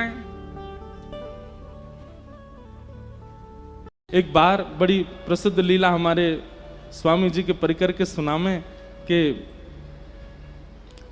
एक बार प्रिया जी ठाकुर जी दोनों गए स्वामी जी के पास। स्वामी जी नित्य मानसी में विराजमान रहे, यमुना जी के तट पर नेत्र बंद करके और मानसी में चले जाएं और वह मानसी में प्रिया प्रियतम को दर्शन करें। एक दिन मानसी में प्रिया प्रियतम दोनों आए और स्वामी जी से बोले, स्वामी जी बोले हाँ आज आपको एक निर्णय करना पड़ेगा। बोले कहा, हम दोनों में नृत्य बढ़िया कौन करे आप बताओ। प्रिया जी बढ़िया नृत्य करें कि मैं बढ़िया नृत्य करूं। स्वामी जी बोले ये तो आपने असमंजस में डाल दियो मोको, जाको नाम लूंगो सोई दूसरो बुरो मान जाएगो। वैसे तो दोनों एक ही हैं। बिहारी को मतलब ये आप जो कुंज बिहारी कहते हैं, या को मतलब केवल ठाकुर जी नहीं, कुंज बिहारी मतलब कुंज में जो विहार कर रहे हैं। वो विहार अकेला नहीं करता है, दोनों करते हैं, युगल करते हैं। बिहारी को मतलब युगल है, बिहारी को मतलब ठाकुर जी नहीं है। कुंज बिहारी मतलब युगल बिहारी, दोनों जो कुंज में विहार करें वो। प्रिया प्रीतम दोनों आए, स्वामी जी से बोले आज आपको निर्णय करना है। स्वामी जी बोले काय बात को निर्णय? हम दोनों में बढ़िया नृत्य कौन करे? स्वामी जी बोले अब ऐसा तो मत करो, ये तो पक्ष बड़ो विलग है जाएगा। बोले नहीं नहीं आज आपको करना ही पड़ेगा। श्री जी बोली हाँ आज हम भी यही पक्ष में है कि आप निर्णय करो दोनों में बढ़िया नृत्य कौन करे। स्वामी जी बैठे हैं और सामने श्री वृंदा विपिन में यमुना जी के तट पर प्रिया प्रियतम दोनों खड़े हैं। ठाकुर जी अपने गाजे बाजे वाले ने लेके आए, संगीत वाले ने, श्री जी के अपने आए परिकर के सब। बोले पहले कौन करेगा? पहले श्री जी बोली पहले हम करेंगे, और हम जो करेंगे वाक्य बाद वही ताल वही धुन पर ठाकुर जी करेंगे, और फिर आपको निर्णय लेना दोनों में तो कौन से ने बढ़िया किया। ठीक है। मृदंग बजने प्रारंभ भई, वीणा मजनी प्रारंभ भई, और श्री जी ने सुंदर नृत्य करनो प्रारंभ कियो। ऐसे सुंदर सुंदर भाव भंगिमा हाथन की ऐसे सुंदर सुंदर कला करन लगी। ठाकुर जी देख रहे हैं दूर खड़े है कि अपने संगीत वाले कह रहे देख ले ये ताल बजानी या तो बढ़िया बजानी है, मैं करूंगा, फिर स्वामी जी निर्णय देंगे। श्री जी ने ऐसा नृत्य कियो कि सब रीझ गए। स्वामी जी के तो नेत्र सजल है गए। श्री जी विराज गए। स्वामी जी करताल बजाने लगे, जय हो प्यारी जी को जय हो, आहा कैसा सुंदर नृत्य कियो। ठाकुर जी फेंटा कस गया, अब मेरी बारी है, मेरो देखो। ये देखो आचार्य उनको कैसो सुख दियो है ठाकुर जी ने, अब मेरो देखो। बोले हाँ अब आप करो।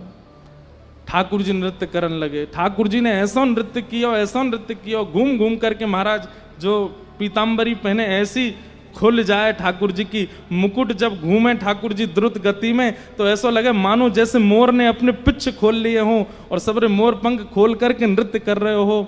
ठाकुर जी के जो हाथन में पावन में जो कड़ूला हैं उनमें से धीमी धीमी आवाज आ रही है। ऐसा सुंदर नृत्य कर रहे हैं, देख करके किशोरी जी ही रीझ रही हैं।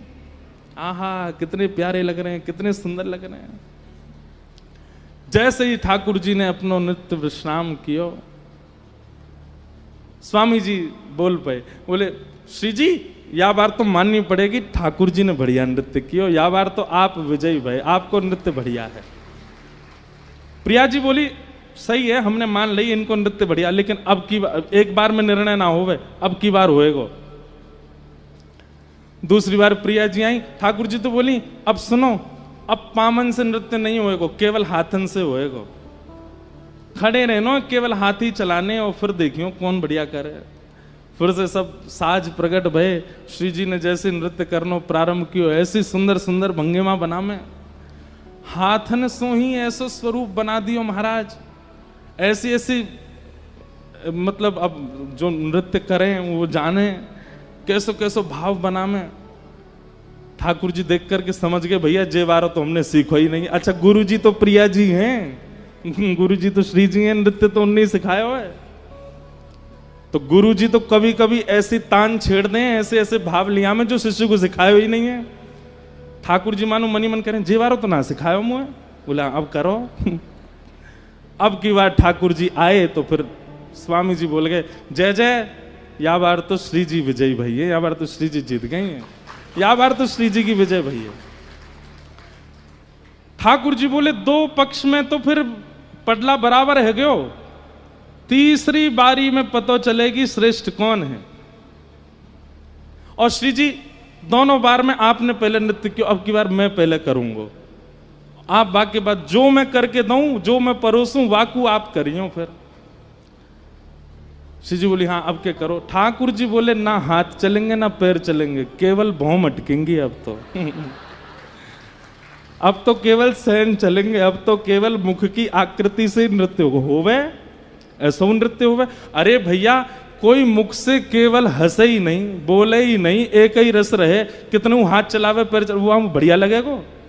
मुख की आकृति यदि सुंदर नहीं बनी हो, हाथ पैर खूब चल रहे हो तो रस नहीं आवेगा। और मुख के भाव भंगिमा को करवे में तो हमारे लाल जी सबते आगे।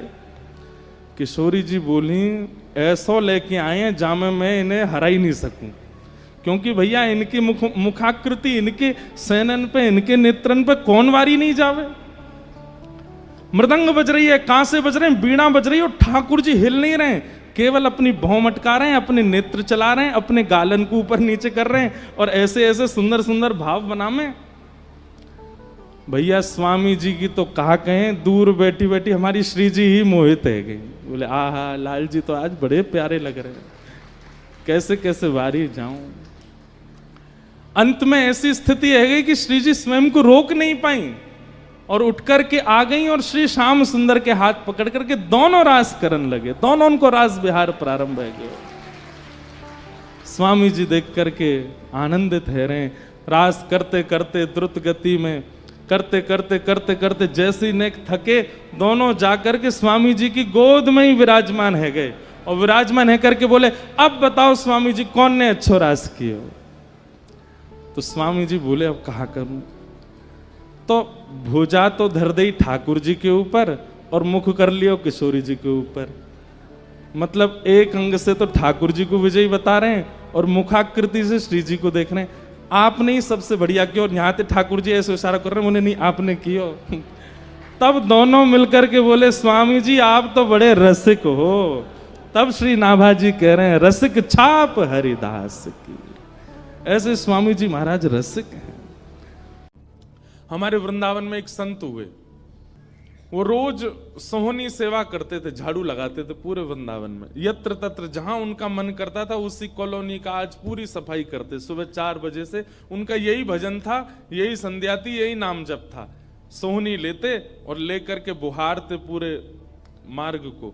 और हमारी आपकी तरह नहीं जोर जोर से, नहीं, धीमे धीमे। उनके मन में यह भाव था कि वृंदावन श्री प्रिया प्रियतम का ही स्वरूप है, इनके प्रति मैं रोष नहीं करूंगा, धीमे धीमे। और जब बुहारते थे तो अपने नेत्रों से ध्यान पूर्वक ब्रज की रज को देखते थे। कहीं कोई चिन्ह दिख जाए, कहीं किशोरी जी के चरण रज दिख जाए, कहीं ठाकुर जी के चरण दिख जाए। करते करते जब वर्षों बीत गए तो किशोरी जी के मन में भाव आया, हम नित्य रास के लिए वृंदावन में जाते हैं और पूरे वृंदावन को सुव्यवस्थित महात्मा करके रखते हैं, और इनकी एक ही अभिलाषा है कि हमारे चरण चिन्ह इनको दिख जाएं। एक दिन किशोरी जी ने उनको अपने चरण चिन्ह का दर्शन कराया। वो चरण चिन्ह देख करके उनके मन में विश्वास हो गया कि हे श्यामा जी, चरण चिन्ह है इसका मतलब चरण भी है, और चरण है तो मतलब आप भी हो। जब चरण चिन्ह तक ले ही आई हो तो आप अपने दर्शन भी करा दो। अब अगली उनकी स्थिति हो गई कि अब चरण चिन्ह नहीं, अब तो प्रत्यक्ष किशोरी जी को देखना है। लेकिन हमारे ब्रज की एक परंपरा है कि जब तक किशोरी जी की सखियां अनुमति नहीं देंगी ना, तब तक किशोरी जी के दर्शन नहीं हो सकते। लेकिन किशोरी जी तो चाहती हैं कि उनको दर्शन दें। तो एक दिन किशोरी जी ने रास करते करते अपना नूपुर वहीं छोड़ दिया, और नूपुर छोड़ करके किशोरी जी निकुंज में चली गई। आप सुबह सुबह जब सोहनी करने आए तो आपको वो नूपुर मिला, और नूपुर देख करके वो आनंदित हो गए। इतना सुंदर नूपुर, ऐसी सुंदर उसकी कलाकृति, इतना हल्का उसका वजन, इतना सुंदर उसका स्वरूप।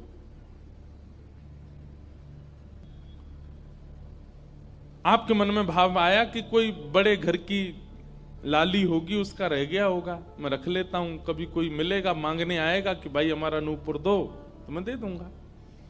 आपने वो नूपुर अपने पास रख लिया। नूपुर से दर्शन किशोरी जी ने कईयों को कराए। इसलिए वृंदावन में जब चला कीजिए ना, बहुत ध्यान पूर्वक देखते हुए पृथ्वी को चला कीजिए, क्या पता क्या मिल जाए। सूरदास जी को भी नूपुर से ही दर्शन हुए किशोरी जी के, और आज इन महापुरुष को भी हो रहे हैं। मुझे नाम स्मृति में नहीं आ रहा है, शायद संभवतः श्याम चरण दास जी नाम था। तो नूपुर को अपने पास रख लिया। किशोरी जी का नियम है कि जब रास में जाती हैं तो सब सखियां उनका श्रृंगार करती हैं, और एक एक श्रृंगार जो उन्होंने धारण किया है वो लिख लेती हैं।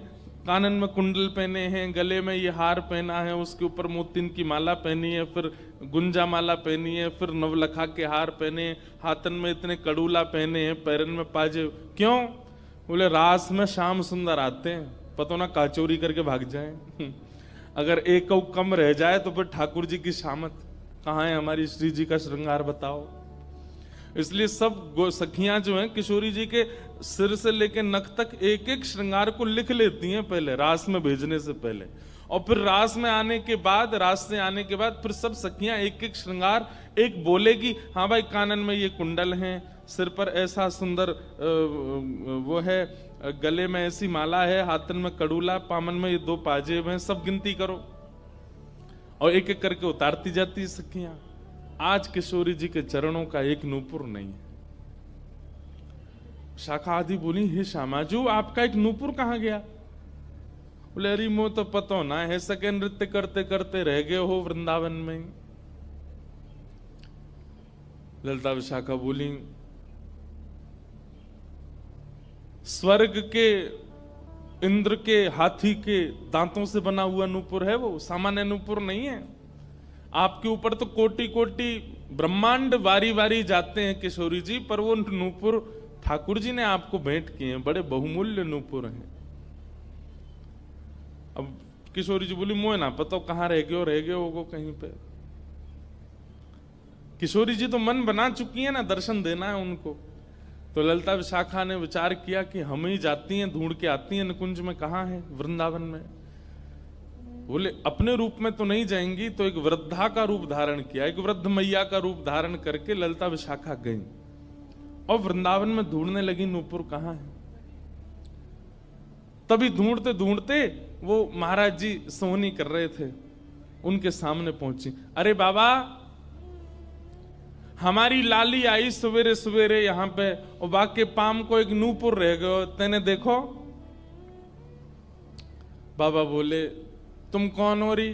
बोले, हम पास के गांव की रहवारी, हमारी बहू है वो, और या की लाली है वो, जाको नूपुर रह गयो है। तो बाबा बोले, मैं कैसे पहचान जाऊं कि तुम्हारी ही लाली का नूपुर है? भाई मनचले लोग हैं, बहुमूल्य वस्तु किसी पे देखते हैं तो सब अपना अपना बताते हैं, मैं कैसे मानूं कि तुम्हारा नूपुर है? अरे बाबा, हम कह रहे हैं तुम थे। बोले, कहवे को अभी मैंने तो नूपुर, मैं तो असमंजस में पड़ जाऊंगा कि मैंने गलत आदमी दे दियो। बाबा फिर कैसे माने को? बोले, एक नूपुर मेरे पास है, एक नूपुर तुम्हारी बहू नहीं पहन रखो होगो, वाकू ले आओ और यहां लाकर के मुझे पहले नूपुर की पहचान करा तो मैं दूसरा दे दूंगा।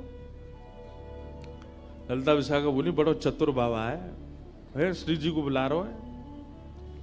अरे बाबा, तो शर्म ना आवे, ऐसी घर की बहू बेटी ने हम तेरे पास लेके आवेंगे? बोले, तो फिर चले जाओ, तुम पे भैया खूब धन धान्य, दूसरा नूपुर बनवा लियो, जो मुंह पे ही रहने दो। ललिता विशाखा बड़ी चिंता में लौट करके आई तो किशोरी जी बोली, क्या बात है, आप इतनी चिंतित क्यों? बोले, एक बाबा है, बाने आपको नूपुर धल लियो, यूं कह रहा है कि पहले जिनके पास एक नूपुर है उनको लेके आओ, तब दूसरा दूंगा। तो श्री जी बोली, इसमें क्या देर है, फिर ले चलो, चलते हैं ना। विशाखा जी समझ गई, बोले, हे ललिता जी, ये सब लीला किशोरी जी कर रही हैं, इनको दर्शन देना है उनको, और हमसे और आपसे स्पष्ट कह नहीं सकती, क्योंकि हम तो फिर सबको परखने लगती है ना कि इसमें कोई दोष तो नहीं, इसमें क्या गुण है। इसलिए किशोरी जी सीधे हमसे नहीं बोल करके और ये लीला कर रही हैं, इनको ले चलो। और किशोरी जी आई वृंदावन, और महात्मा सोहनी कर रहे थे, और सामने से जैसे ही किशोरी जी को आते हुए देखा, बाबा ले हमारी बहू आ गई, अब नूपुर दे दे, देख या को नूपुर भी वैसा ही है। बाबा बोले, मेरी आंख की कमजोर है ने, दूर से दिखना रही, पास लाके हाथ से स्पर्श कराओ। ललिता विशाखा बोली, बाबा तो शर्म ना आ रही अपनी बहू को स्पर्श करा में? तो बोले, चरण स्पर्श करावे में कहा देर, ले आओ। किशोरी जी समीप गई, जैसी चरण स्पर्श किए, अपने हाथों से नूपुर पहना करके लिपट गए चरणों से। हे किशोरी जी, हे श्यामाजू, अब कृपा करो, मैं जानू ना तो ये दोनों कोई बूढ़ी मैया हैं और ना आप इनकी बहू हो, आप साक्षात किशोरी और ये ललिता विशाखा हैं, अब मुंह पे कृपा करो। तो किशोरी जी ने उसी नूपुर से उन महात्मा के सिर पर एक चिन्ह बना दिया, अपने नूपुर का ही चिन्ह बना दिया, और कहा, बाबा अब जीवन भर ये छाप आपके मस्तक पर ही रहेगी, मेरे नूपुर की छाप। उन महात्मा के मस्तिष्क पर जैसे हमारे तिलक दिखता है, ऐसे प्रत्यक्ष नूपुर की छाप प्रत्यक्ष सबको दिखने लगी। अब ये तो थी उनके ऊपर कृपा, लेकिन इससे क्या हुआ कि वे महात्मा लौट करके जब अपने आश्रम आए तो उनके गुरुजी ने जब उनके माथे पर देखा तो वो बोले, ए तुमने अपने गुरु के द्वारा दिया हुआ चिन्ह बदल दिया, हमने जो तुमको तिलक दिया तुम वो क्यों नहीं लगाते, ये क्या लगाए घूम रहे हो? तो हाथ जोड़ के निवेदन किया, गुरुजी ये कोई तिलक नहीं है, ये कोई चिन्ह नहीं है, ये तो मेरी किशोरी जी ने कृपा करके अपने नूपुर का चिन्ह मुझे दे दिया है। तो गुरुदेव बोले, हाँ तू बहुत बड़ा भक्त है ना, किशोरी जी आकर के तुझको चिन्ह देंगी। कोई माने नहीं, सब बोले जाओ इसको मिटा के आओ, और जो मैंने तुमको चिन्ह दिया है वो लगाओ। अब पहले तो उनके हाथ कांपे कि मैं इसको कैसे मिटाऊं, लेकिन गुरु आज्ञा से ऊपर कोई नहीं। देखो ये गुरु निष्ठा होती है। किशोरी जी ने भले ही चिन्ह दिया, लेकिन गुरु आज्ञा है तो ठीक है। गए यमुना जल से, सुबह से शाम हो गई मिटाते मिटाते, लेकिन वो चिन्ह मिटा नहीं उनसे। शाम को लौट करके आश्रम आए तो गुरुजी बोले, मैंने तुझे सुबह टोका था ना ये चिन्ह मिटा के आ, तू अभी भी नहीं मिटा रहा। बोले गुरुजी मैंने प्रयास तो बहुत कर लिया, लेकिन ये मिट नहीं रहा है। तब भी उनके गुरुजी माने नहीं। अब तो महाराज ये होने लगा कि गुरुजी को इतना क्रोध आ गया कि ये इतना हट कर रहा है कि हमारे द्वारा दिया गया तिलक चिन्ह उसको अस्वीकार करके और ये मनमुखा चिन्ह लगाए घूम रहा है माथे पर। गुरुजी ने सब अपने परिकर के लोगों को बैठा करके पंचायत करी आश्रम में। बोले इसको निकालो, जब हम में श्रद्धा नहीं, हमारे स्वरूप में श्रद्धा नहीं, हमारे तिलक में श्रद्धा नहीं, तो क्यों रहता है यहाँ पे। वो रोते रोते बोले गुरुजी मैं सत्य बोल रहा हूं, ये किशोरी जी ने चिन्ह दिया है और मैं खूब प्रयास कर रहा हूं। नहीं तो आप प्रयास कर लीजिए, ये मिट नहीं रहा है। अच्छा अब हमसे चाहता है कि हम तेरे माथे को छू करके मिटाएं? नहीं माने। तब उन्होंने नेत्र बंद करके किशोरी जी का स्मरण किया, हे श्यामाजू मैं किसी को प्रमाणित ये नहीं करवाना चाहता कि आप मुझे मिली हो, पर मेरे गुरु के चित्त में मेरे प्रति अविश्वास आ रहा है, इसके लिए कोई आप लीला करो। तो भगवान के सखा श्री सुबल जी की ये आराधना करते थे। ये जो महापुरुष थे ये ठाकुर जी के सखा सुबल का चिंतन करते थे कि कभी मैं ठाकुर जी से मिलने का मन हो तो ये सुबल का चिंतन करते थे कि सुबल कभी कृपा करेंगे तो मुझे ठाकुर जी से मिला देंगे। ऐसे सखियों का चिंतन करते हैं किशोरी जी के दर्शन करने वाले, और सखाओं का चिंतन करते हैं ठाकुर जी का दर्शन करने वाले। तो इस सुबल का चिंतन करते थे। तो किशोरी जी ने सुबल को बुलाया। सुबल आए, श्यामाजू आज्ञा करो। बोले आपको हमारा एक काम करना है। एक महात्मा पर हमने कृपा करके उसको अपने नूपुर का चिन्ह दिया है और उनके गुरुदेव को विश्वास नहीं हो रहा कि ये चिन्ह हमने दिया है, इसलिए वो आपकी आराधना करते हैं, आपको बहुत बचते हैं। आप जाकर के हमारी तरफ से ये प्रमाण दे दो कि हमने चिन्ह दिया, क्योंकि उस सभा में कई लोग ऐसे हैं जिनको मेरे दर्शन का अधिकार नहीं है और मैं तो जाना चाहती हूं पर ये ललिता विशाखा मुझे जाने नहीं देंगी, इसलिए आप जाकर के वहां प्रमाणित कर दो कि ये चिन्ह मैंने दिया है। तब भगवान के सखा सुबल साक्षात उस आश्रम में प्रकट हो गए और प्रकट होकर के जैसे देखा दिव्य देह, दिव्य तनु, दिव्य तेज निकल रहा है, सबने प्रणाम किया। बोले कि ये आपका परिचय? बोले मैं भगवान का सखा सुबल हूं। देख करके सबने बोले आप कैसे आए? बोले हे गुरुदेव आप अपने शिष्य पर इतने रोष कर रहे हो, ये चिन्ह ये किशोरी जी ने ही इनके माथे पर पधराया है, आप इनके ऊपर नाराज मत हो। अब सुबल प्रमाणित करके चले गए। अब क्या हुआ? गुरु जी को आत्मग्लानि होने लगी। बोले मैं गुरु हूं और मेरे चेला को ठाकुर जी मिल गए, श्री जी मिल गई और मुझे विश्वास नहीं हुआ। तब गुरु जी ने अपने गुरुजनों को, अपने श्रेष्ठ जनों से जाकर के कहा कि मुझसे अपराध बना है। ठीक है, गुरु शिष्य के ऊपर क्रोध कर सकता है, उसका कोई दंड नहीं होता, पर किशोरी जी के द्वारा कृपा की गई, मैंने उस पर प्रश्न चिन्ह उठा दिया, इसका तो मुझे दंड मिलना चाहिए। तब सब रसिक जनों ने विचार किया, बोले इसका क्या दंड दें? तो बोले आप एक काम कीजिए, दंडोत्सव कीजिए। दंडोत्सव। बोले दंडोत्सव में क्या करना है? बोले आज तक जितनी तुम्हारे पास जमा पूंजी है सब संतों की, भक्तों की सेवा में लगा करके और आनंद से सुंदर भंडारा करो, सुंदर नाम संकीर्तन करो, सुंदर अपने घर पर एक उत्सव रखो और उसमें जितने महापुरुष आए सबको दंडवत प्रणाम करते करते सबसे क्षमा मांगो। और फिर जब सब तुम्हारा धन संपत्ति अब तक जितनी कमाई वो सब संतों की सेवा में लग जाए, फिर उन संतों से कृपा प्रसादी मांगो कि आप सब मुझे क्षमा कर दो। इस प्रकार से दंडोत्सव करो। तो उन्होंने कहा ठीक है, मैं अगले 7 दिन के लिए दंडोत्सव करूंगा। व्रज में जितने भी संत आवेंगे ब्रज की सीमा पर खड़े होकर के सबको माला पहना करके सबको सत्कार के साथ लाया जाए, आश्रम में उनकी रहने की सुंदर व्यवस्था, प्रसाद की व्यवस्था, और नाम संकीर्तन अखंड चले 24 घंटा 7 दिन तक, और खूब भंडारा चले, और जितने महापुरुष आए सबसे क्षमा मांगनी। तो जब ये दंडोत्सव का बात हुई तो गुरुजी ने दंडोत्सव लिया, और चेला बेचारे जिनको किशोरी जी ने चिन्ह दिया था वो मन में सोचने लगे ये क्या हो रहा है, मेरे कारण मेरे गुरुजी को दंडोत्सव करना पड़ रहा है। तो उन्होंने अपने गुरुदेव के सामने प्रणाम करते हुए अपनी झोली फैला के कहा, गुरुजी मुझे एक भिक्षा दे दो। तो क्या चाहिए? बोले जो दंडोत्सव आप करना चाह रहे हैं वो मुझे करने दीजिए, आप विराजिए, आपकी जगह मैं करूंगा, मैं शिष्य हूं आपका। तो बोले नहीं नहीं, अपराध हमने किया तो तुम क्यों करोगे? बोले गुरुजी बस यही कृपा चाहिए। तब बड़े संतों ने मिलकर के सबने कहा कि भाई देखो शिष्य कर सकता है, अगर इनकी इच्छा है तो ये करने दो। तो फिर गुरुजी का दंडोत्सव उन्होंने ही किया जिनको चिन्ह किशोरी जी ने प्रदान किया था, दंडोत्सव मनाया।